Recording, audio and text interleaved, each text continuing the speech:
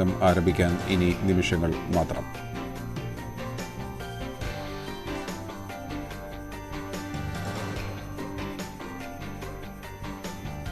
माननीय अध्यक्ष जी,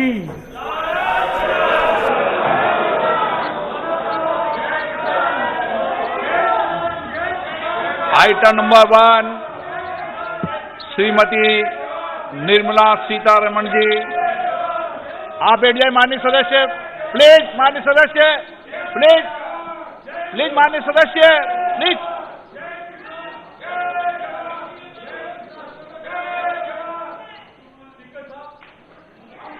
धन्यवाद जी. ऑनरेबल आपको बोलने का मौका दूंगा बजट के बाद. माननीय वित्त मंत्री जी. Honourable speaker, I present the budget for the year 2021-2022. As introduction, Honorable Speaker, the preparation of this budget was undertaken in circumstances like never before. We knew of calamities that have affected a country or a region within a country. But what we have endured with COVID-19 through 2020 is sui generis. When I presented the budget 2020-2021, we could not have imagined that the global economy, already in throes of a slowdown, would be pushed into an unprecedented contraction. We could not have also imagined then that our people, as those in other countries, would have to endure the loss of near and dear ones and suffer hardships brought about due to a health crisis. The risk of not having a lockdown was far too high.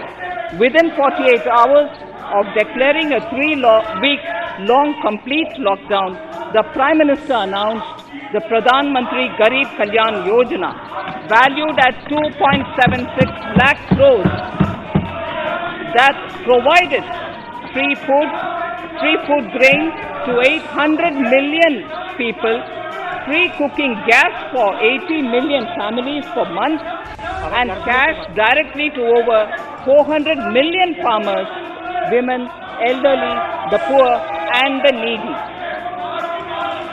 Even as a large section of citizens stayed home, milk, vegetables, fruit suppliers, health and sanitary workers, truck drivers, railways and public transport workers, bank employees, electricity workers, annadatas, police, firemen and the armed forces all had to go about their work as normal, but with the additional anxiety of the virus hanging over them.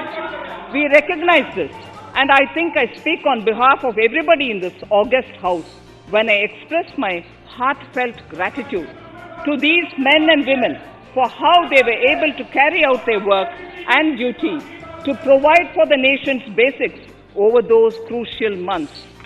Speaker, sir, for public good, honorable members of parliament and members of legislative assemblies too offered their salaries.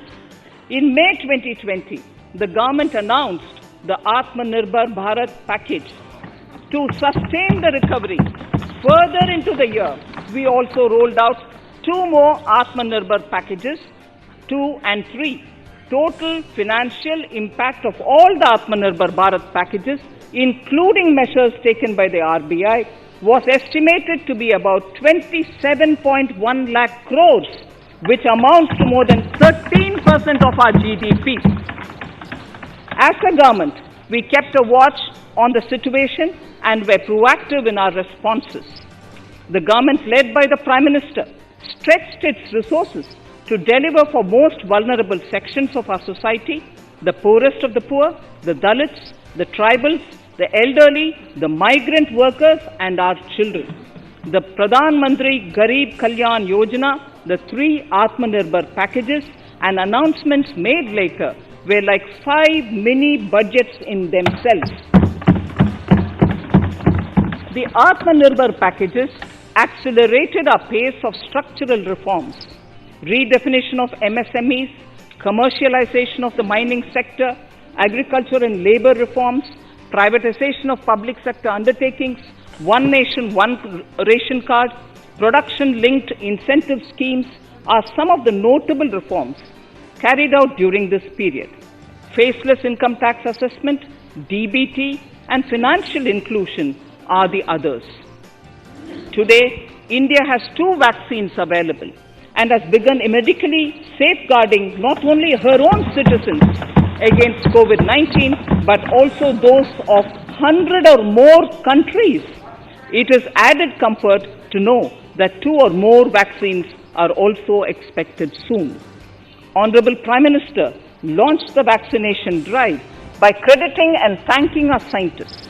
We are ever grateful for the strength and rigor of their efforts.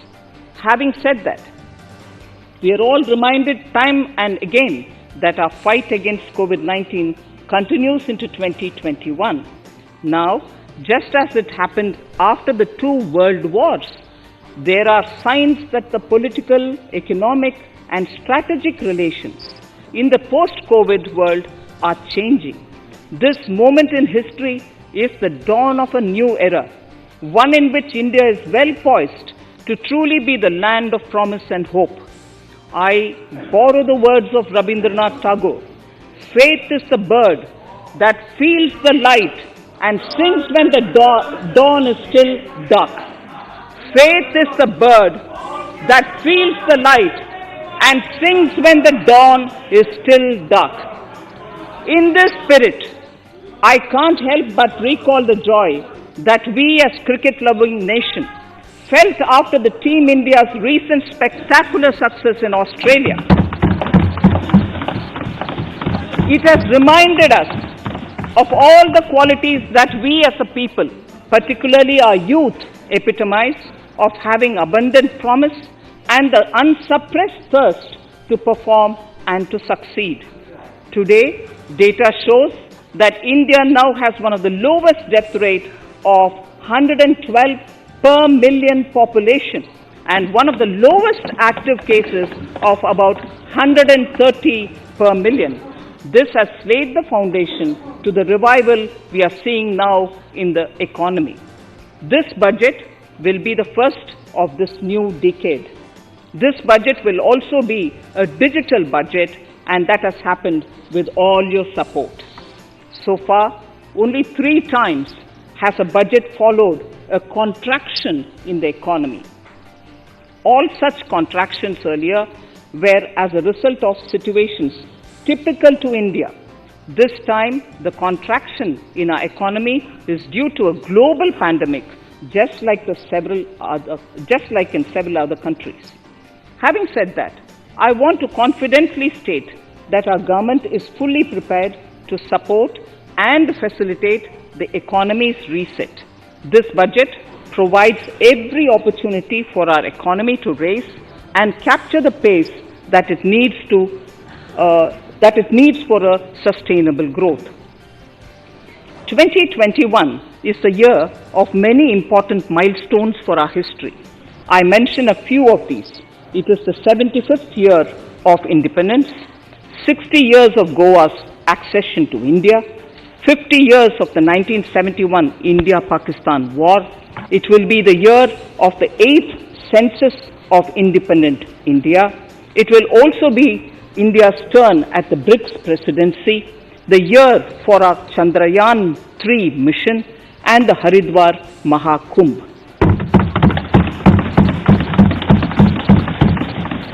Honorable Speaker, before I commence Part A of the budget, I want to take a moment to acknowledge how isolating and distancing seemed like insurmountable challenges for a country like ours that has people coming together in times of crisis.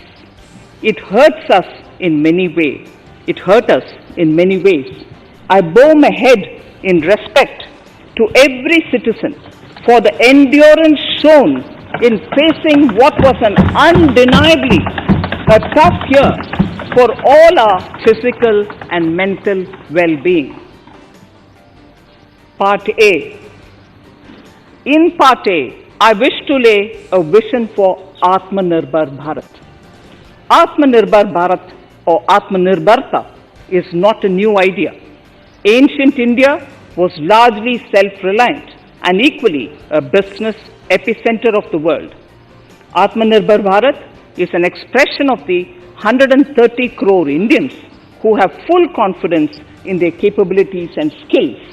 We are already part of international groupings such as the G20 and the BRICS, the Coalition for Disaster Resilient Infrastructure and the International Solar Alliance are realities today due to India's efforts. The proposals in Part A will further strengthen the Sankalp of Nation First, doubling farmers' income, strong infrastructure, healthy India, good governance, opportunities for youth, education for all, women empowerment, and inclusive development, among others.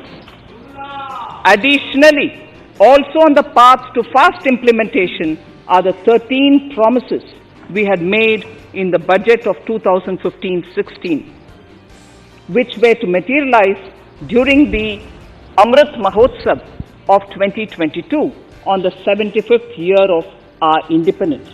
They too resonate with the vision of Atmanirbharta. The budget proposals for 21-22 rest on 6 pillars: health and well-being, physical and financial capital and infrastructure, inclusive development for aspirational India, reinvigorating human capital, innovation and R&D, and as 6th, minimum government and maximum governance. I now move to talking about the first pillar, health and well-being. Even at the outset, I would like to say that the investment on health infrastructure in this budget has increased substantially. Progressively, as institutions absorb more, we shall commit more. Taking a holistic approach to health, we focus on strengthening 3 areas: preventive, curative, and well-being. Health systems. A new centrally sponsored scheme, PM Atmanirbhar Swasth Bharat Yojana, will be launched with an outlay of about 64,180 crores over 6 years. This will develop capacities of primary, secondary, and tertiary care health systems, strengthen existing national institutions, and create new institutions to cater to detection and cure of new and emerging diseases. This will be in addition to the National Health Mission. The main interventions under the scheme are support for over 17,000 rural and 11,000 urban health and wellness centers, setting up integrated public health labs in all districts, and 3,382 block public health units in 11 states, establishing critical care hospital blocks in 602 districts and 12 central institutions, strengthening of National Center for Disease Control, its 5 regional branches and 20 metropolitan health surveillance units, expansion of the integrated health information portal to all states and UTs to connect all public health labs, operationalization of 17 new public health units, and strengthening of 33 existing public health units at points of entry, that is, at 32 airports, 11 seaports, and 7 land crossings, setting up of 15 health emergency operations centers and 2 mobile hospitals, and setting up of a National Institution for One Health, a regional research platform for WHO, World Health Organization, Southeast Asia Region Office, 9 biosafety level 3 laboratories, and 4 regional national institutes for virology. Nutrition. To strengthen nutritional content, delivery, outreach and outcome, we will merge the supplementary nutrition program and the Poshan Abhiyan and launch the Mission Poshan 2.0. We adopt an intensified strategy to improve nutritional outcomes across 112 aspirational districts. Universal coverage of water supply. The World Health Organization has repeatedly stressed the importance of clean water, sanitation and clean environment as a prerequisite to achieving universal health. The Jal Jeevan Mission Urban will be launched. It aims at universal water supply in all 4,378 urban local bodies with 2.86 crores household tap connections as well as liquid waste management in 500 Amrit cities. It will be implemented over 5 years with an outlay of 2,87,000 crores.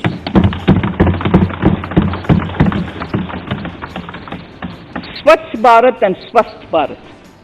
For further Swachhata of urban India, we intend to focus on complete fecal sludge management and wastewater treatment, source segregation of garbage, reduction in single-use plastic, reduction in air pollution by effectively managing waste from construction and demolition activities, and bioremediation of all legacy dump sites.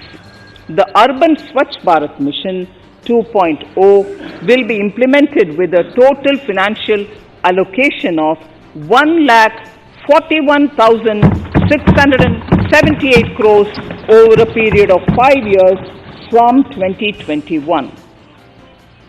Clean air. To tackle the burgeoning problem of air pollution, I propose to provide an amount of 2,217 crores of rupees for 42 urban centers with a million plus population in this budget. Scrapping policy. We are separately announcing, Honorable Speaker, a voluntary vehicle scrapping policy to phase out old and unfit vehicles. This will help in encouraging fuel-efficient, environment-friendly vehicles, thereby reducing vehicular pollution and oil import bills. Vehicles would undergo fitness tests in automated fitness centers after 20 years in case of personal vehicles and after 15 years in case of commercial vehicles. Details of the scheme will be separately shared by the ministry. Vaccines. The pneumococcal vaccine, a made-in-India product, is presently limited to only 5 states. It will be rolled out across the country. This will avert more than 50,000 child deaths annually.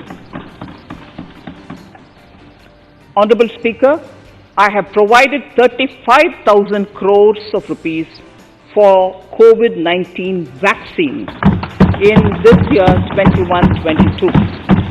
I am committed to provide further funds if required. So the budget outlay for health and well-being is 2,23,846 crores in this BE 21-22 as against the BE of only 94,452 crores, and it marks an increase of 137%. The details of the same are at Annexure 1 of the speech. Honorable Speaker, I now move to the second pillar, physical and financial capital and infrastructure. Atmanirbhar Bharat, production-linked incentive schemes are things which I would like to place an emphasis. For a $5 trillion economy, our manufacturing sector has to grow in double digits on a sustained basis. Our manufacturing companies need to become an integral part of global supply chains, possess core competence and cutting-edge technology. To achieve all of the above, PLI schemes to create manufacturing global champions for an Atmanirbhar Bharat have been announced for 13 sectors. For this, the government has committed nearly 1.97 lakh crores over 5 years starting this financial year. This initiative will help bring scale and size in key sectors, create and nurture global champions, and provide jobs to our youth. Textiles. To enable the textile industry to become globally competitive, attract large investments, and boost employment generation, a scheme of Mega Investment Textiles Park will be launched in addition to the PLI schemes. This will create world-class infrastructure with plug-and-play facilities to create global champions in exports. 7 textile parks will be established over 3 years. Infrastructure. The National Infrastructure Pipeline, which I announced in December 2019, is the first of its kind.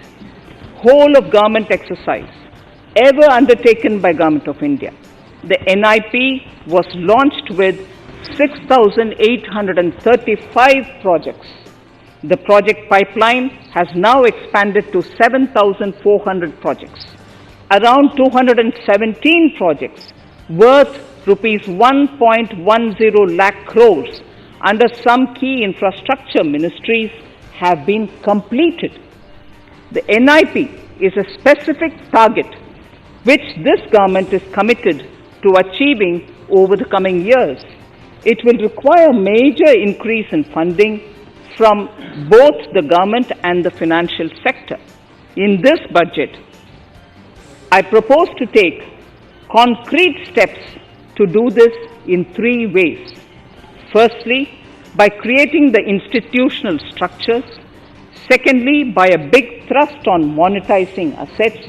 And thirdly, by enhancing the share of capital expenditure in central and state budgets. Infrastructure needs long-term debt financing. A professionally managed development financial institution is necessary to act as a provider, enabler, and catalyst for infrastructure financing. Accordingly, I shall introduce a bill to set up a development financial institution. I have provided a sum of 20,000 crore rupees to capitalize this institution. The ambition is to have a lending portfolio of at least 5 lakh crores for this DFI within 3 years' time. Debt financing of InvITs and rates by foreign portfolio investors will be enabled by making suitable amendments in the relevant legislations. This will further ease access of finance to InvITs and rates, thus augmenting funds for infrastructure and real estate sectors. Asset monetization. Monetizing operating public infrastructure. Monetizing operating public infrastructure assets is a very important financing option for new infrastructure construction. A national monetization pipeline of potential brownfield infrastructure assets will be launched. An asset monetization dashboard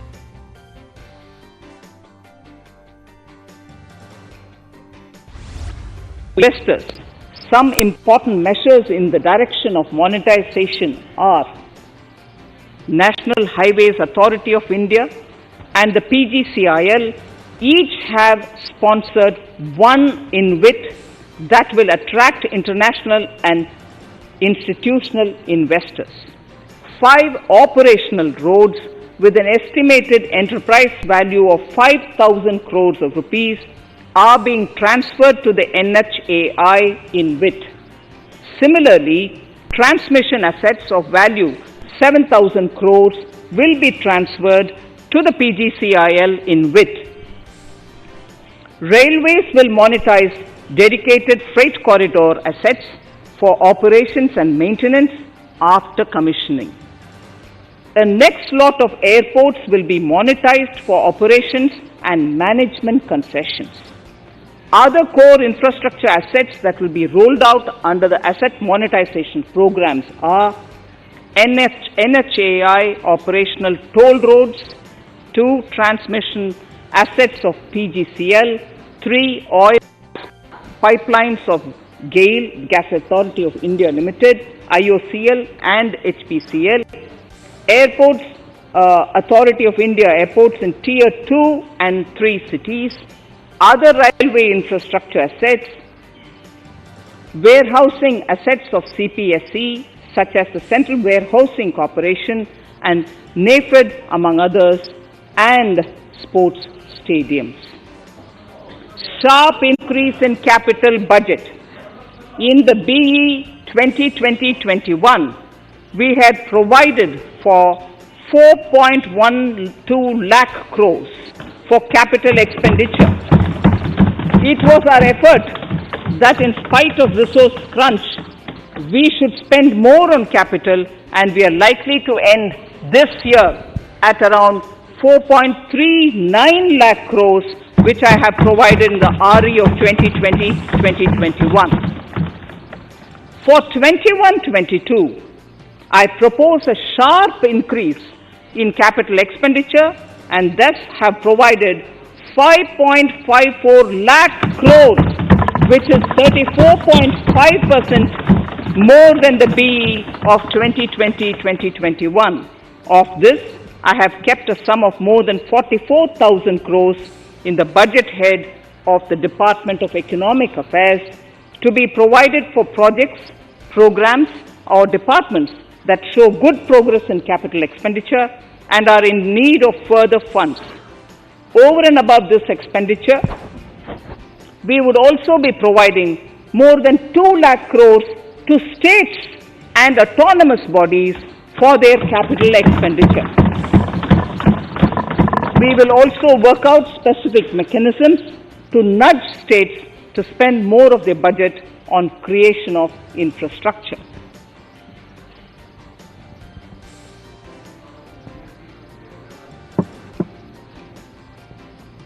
Roads and highways infrastructure.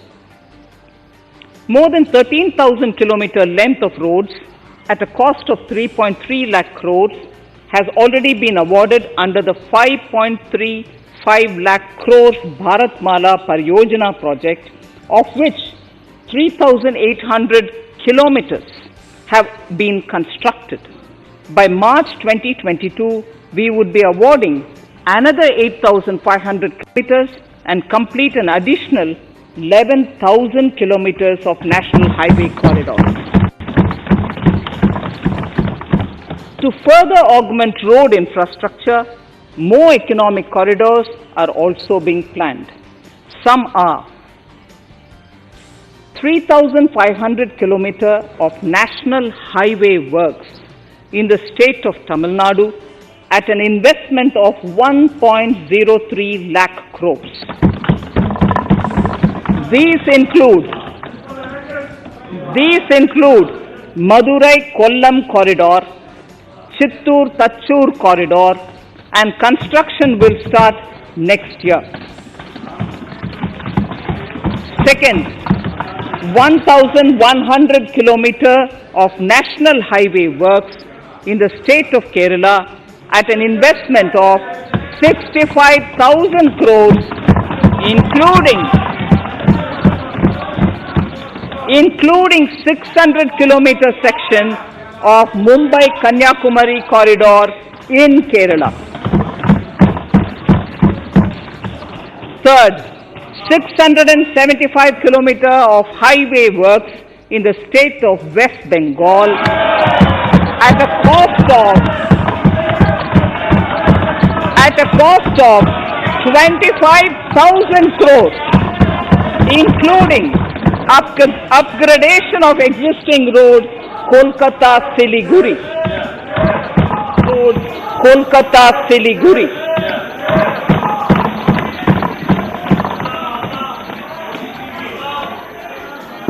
National highway works of around 19,000 crores are currently in progress in the state of Assam.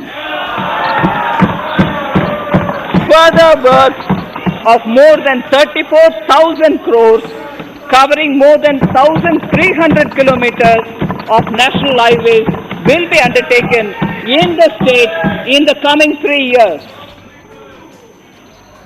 Some of the flagship corridors and other important projects that would see considerable activity in 2021-22 are in Annexure 2 to my speech. I am also providing an enhanced outlay of 1,18,101 lakh crores, 1,18,101 crores for Ministry of Road Transport and Highways, of which 1,08,230 crores is for capital, the highest ever provided. Railway infrastructure. Honorable Speaker, sir, Indian Railways have prepared a National Rail Plan for India 2030. The plan is to create a future-ready railway system by 2030. Bringing down the logistic costs for an industry is at the core of our strategy to enable Make in India. It is expected that Western Dedicated Freight Corridor and Eastern Dedicated Freight Corridor will be commissioned by June 2022. The following additional initiatives are also proposed. The Son-Nagar-Gomo sections, 263 kilometers of Eastern Dedicated Freight Corridor will be taken up in PPP mode in this year itself. Gomo-Dankuni section of 274.3 kilometers will be also taken up shortly in short succession. We will undertake future dedicated freight corridor projects, namely East Coast Corridor from Kharagpur to Vijayawada, East-West Corridor from Bhusawal to Kharagpur to Dankuni, and North-South Corridor from Itarsi to Vijayawada. Detailed project reports will be undertaken in the first phase. Broad gauge route kilometers, RKM as I referred to, electrified is expected to reach 46,000 kilometers, 46,000 RKM. That is 72% by end of 2021 from 41,548 RKMs on 1st October 2020. 100% electrification of broad gauge routes will be completed by December 2023. For passenger convenience and safety, the following measures are being proposed. We will introduce the aesthetically designed Vista Dome LHB coach on tourist routes to give better travel experience to passengers. The safety measures undertaken in the past few years have borne results. To further strengthen this effort, high-density network and highly utilized network routes of Indian Railways will be provided with an indigenously developed automatic train protection system that eliminates train collision due to human error. I am providing a record sum of 1,10,055 crores for railways, of which 1,07,100 crores is for capital expenditure only. Urban infrastructure. We will work towards raising the share of public transport in urban areas through expansion of metro rail networks and augmentation of city bus services. A new scheme will be launched at a cost of 18,000 crores to support augmentation of public bus transport services. The scheme will facilitate deployment of innovative PPP models to enable private sector players to finance, to acquire, to operate, and to maintain over 20,000 buses. The scheme will boost the automobile sector provide fillip to economic growth, create employment opportunities for our youth, and enhance ease of mobility for urban residents. A total of 702 kilometers of conventional metro is operational, and another 1,016 kilometers of metro and RRTS is under construction in 27 cities. Two new technologies, that is Metro Light and Metro Neo, will be deployed to provide metro rail systems at much lesser cost with same experience, convenience and safety in Tier 2 cities and peripheral areas of Tier 1 cities also. Central counterpart funding will be provided to Kochi Metro Railway Phase 2 of 11.5 kilometer at a cost of 1,957.05 crores. Chennai Metro Railway Phase 2 of 118.9 kilometers at a cost of 63,246 crores. Bengaluru Metro Railway Project Phase 2A and 2B of 58.19 kilometers at a cost of 14,788 crores. Nagpur Metro Rail Project Phase 2 and Nashik Metro at a cost of 5,976 crores and 2,092 crores respectively. Power infrastructure.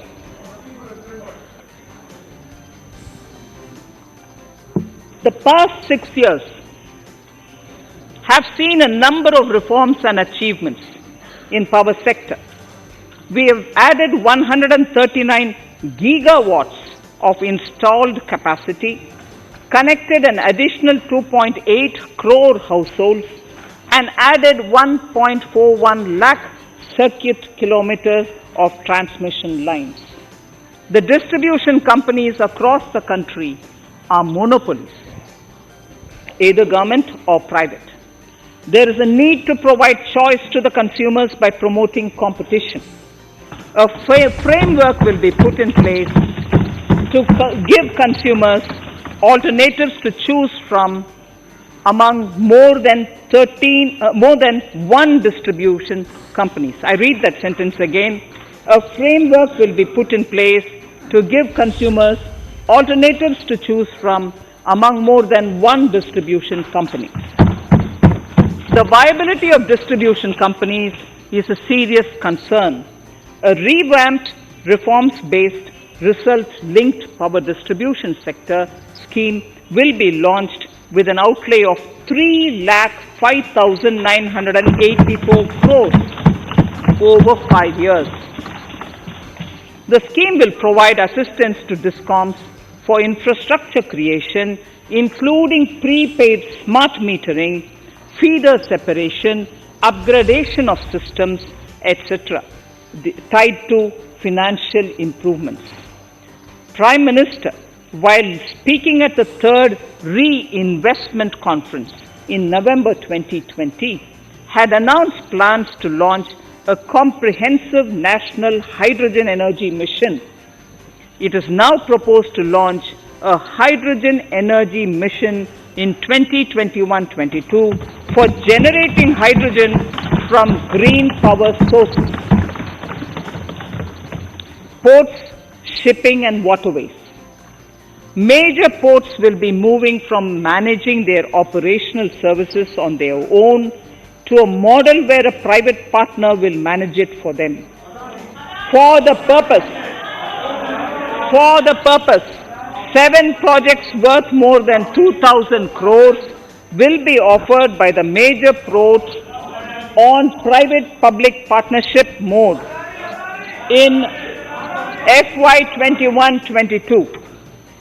A scheme for promoting flagging of merchant ships in India will be launched by providing subsidy support to Indian shipping companies in global tenders floated by ministries and CPSCs. an amount of 1,624 crores will be provided over 5 years.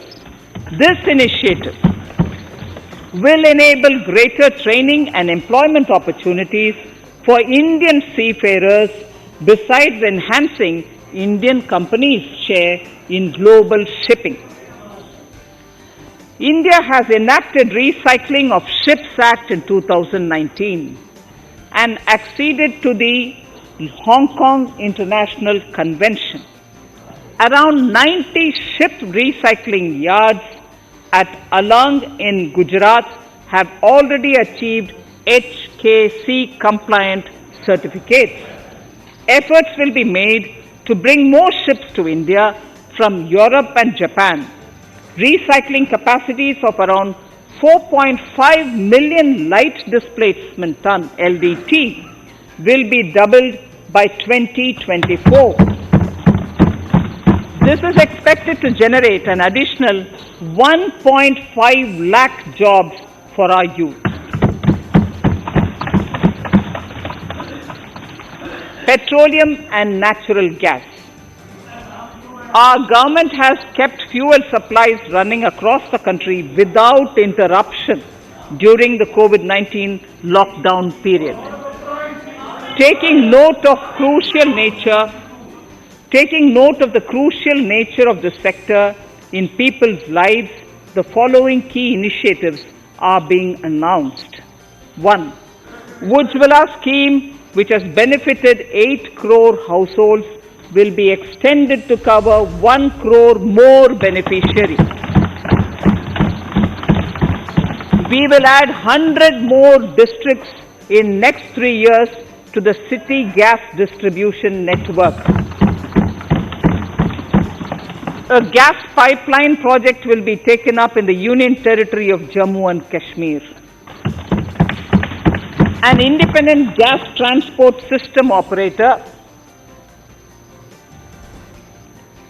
will be set up for facilitation and coordination of booking of common carrier capacity in all natural gas pipelines on a non-discriminatory open access basis.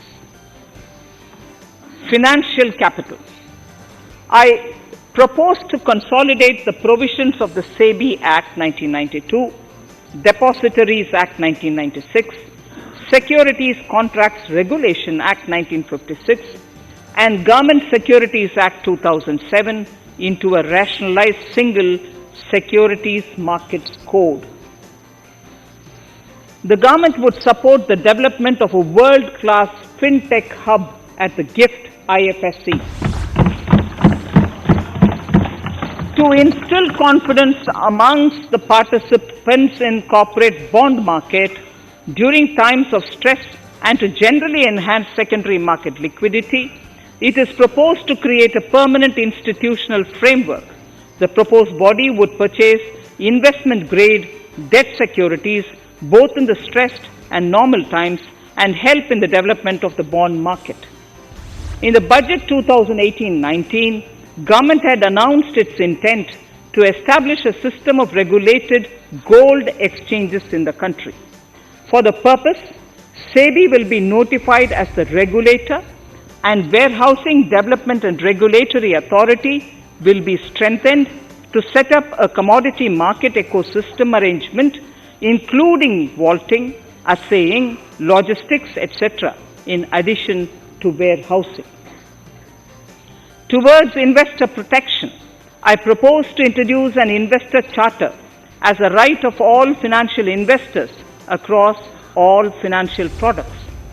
To give a further boost to the non-conventional energy sector, I propose to provide additional capital infusion of 1,000 crores to Solar Energy Corporation of India and 1,500 crores to Indian Renewable Energy Development Agency. I propose to amend the Insurance Act 1938 to increase the permissible FDI limit from 49% to 74% in insurance companies and allow foreign ownership and control with safeguards.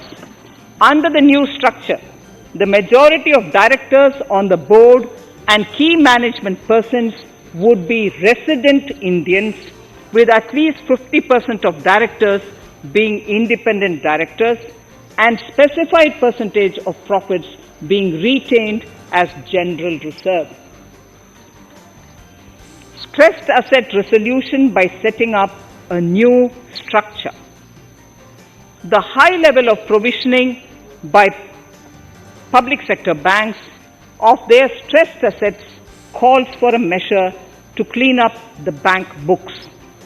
An asset reconstruction company limited and asset management company would be set up to consolidate and take over the existing stressed debt and then manage and dispose of the assets to alternative investment funds and other potential investors for eventual value realization.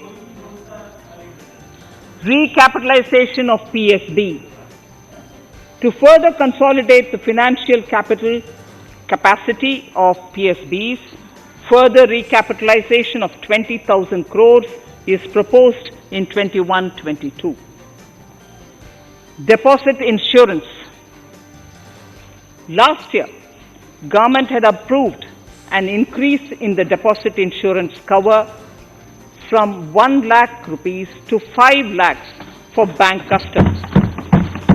I shall be moving amendments to DICGC Act 1961 in this session itself to streamline the provision so that if a bank is temporarily unable to fulfill its obligations, the depositors of such bank can get easy and time-bound access to their deposits to the extent of the deposit insurance cover.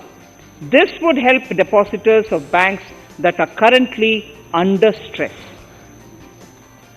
To improve credit discipline while continuing to protect the interests of small borrowers, for NBFCs with minimum asset size of 100 crores, the minimum loan size eligible for debt recovery under the Securitization and Reconstruction of Financial Assets and Enforcement of Security Interests SARFAESI Act 2002, it is proposed to be reduced from the existing level of 50 lakhs to 20 lakhs. Company matters. The decriminalization of the procedural and technical compoundable offences under Companies Act 2013 is now complete. I now propose to take up decriminalization of the Limited Liability Partnerships Act 2008. Honorable Speaker, I propose to revise the definition under the Companies Act 2013 for small companies by increasing the threshold for paid up capital from not exceeding 50 lakh to not exceeding 2 crores and turnover from not exceeding 2 crores to not exceeding 20 crores. This will benefit more than 2 lakh companies in easing their compliance requirements. As a further measure which directly benefits startups and innovators, I propose to incentivize the incorporation of one-person companies by allowing one-person companies to grow without any restriction on paid-up capital and turnover, allowing their conversion into any other type of company at any time, reducing the residency limit for an Indian citizen to set up an one-person company from 182 days to 120 days, and allow also non-resident Indians to incorporate OPCs in India. This will be a big boost for startups. To ensure faster resolution of cases, the NCLT framework will be strengthened, e-court system shall be implemented, and alternate methods of debt resolution and special framework for MSMEs shall be introduced. During the coming fiscal, we will be launching data analytics, artificial intelligence, machine learning driven MCA 2.1 version to MCA 21 version 3.0. MCA 21 version 3.0. This version 3.0 will have additional modules for e-scrutiny, e-adjudication, e-consultation and compliance management. Disinvestment and strategic sale. In spite of COVID-19, we have kept working towards strategic disinvestment. A number of transactions, namely BPCL, Air India, Shipping Corporation of India, Container Corporation of India, IDBI Bank, Bharat Earth Movers Limited, Pavan Hans, Neelachal Ispat Nigam Limited, among others, would be completed in 21-22. Other than IDBI Bank, we propose to take up the 2 public sector banks and 1 general insurance company in the year 21-22. This would require legislative amendments, and I propose to introduce the amendments in this session itself.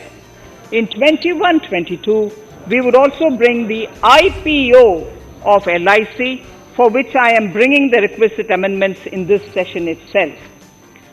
In the Atmanirbhar package, I had announced that we will come out with a policy of strategic disinvestment of public sector enterprises. I am happy to inform the House that the government has the government has approved the said policy. The policy provides a clear roadmap for disinvestment in all non-strategic and strategic sectors. We have kept 4 areas that are strategic, where bare minimum CPSEs will be maintained and rest privatized. In the remaining sectors of all CPSEs will be privatized. The main highlights of the policy are mentioned in Annexure 3. To fast forward the disinvestment policy, I am asking NITI to work out on the next list of centre public sector companies that would be taken up for strategic disinvestment.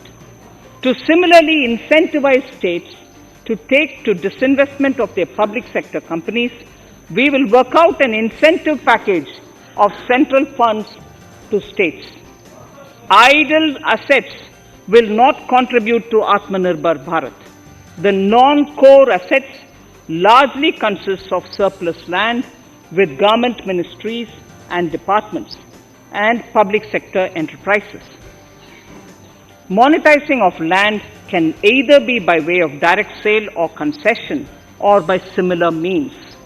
This requires special abilities, and for this purpose, I propose to use a special purpose vehicle in the form of a company that would carry out this activity.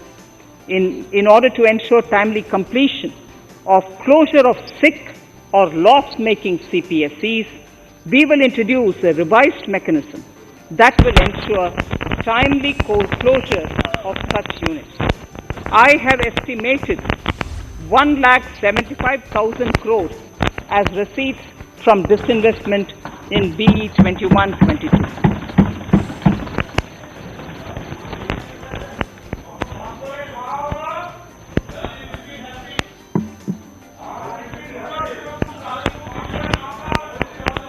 Government financial reforms.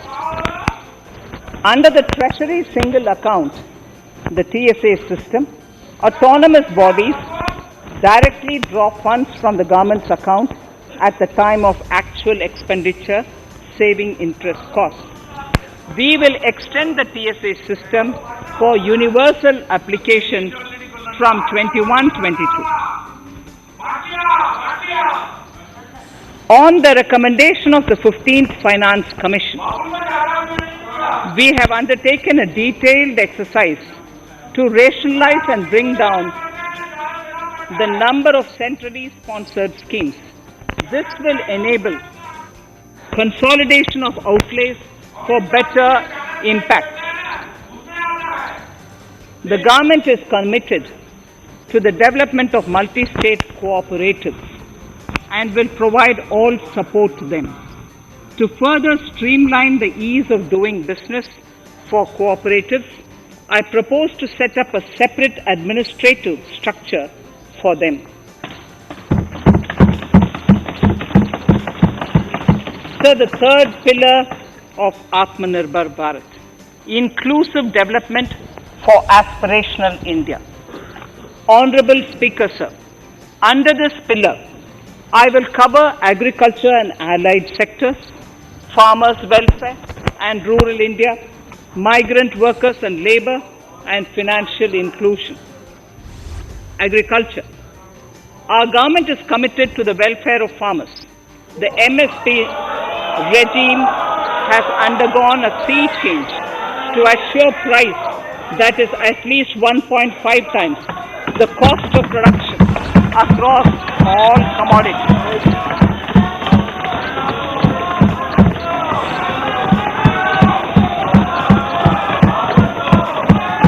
The procurement has also continued to increase at a steady pace. This has resulted in increase in payment to farmers substantially. In case of wheat, a total amount paid to farmers in 2013-14. Honorable Speaker, sir, the data that I give now is important for all honorable members to kindly hear.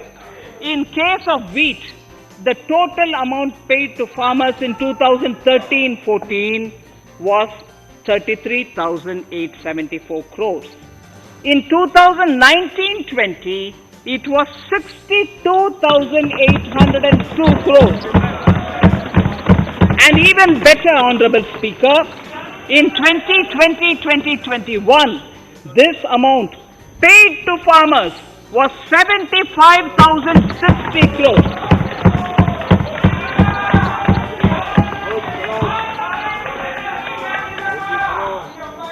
Honorable Speaker, again an important fact, the number of wheat growing farmers that were benefited increased in 2020-21 to 43.36 lakhs compared to 35.57 lakhs in 2019-20. That much of an increase within 1 year. For paddy, again an important data. For paddy, the amount paid in 2013-14 was 63,928 crores. In 2019-20, this increased to 1,41,930 crores. Even better, in 2020-2021,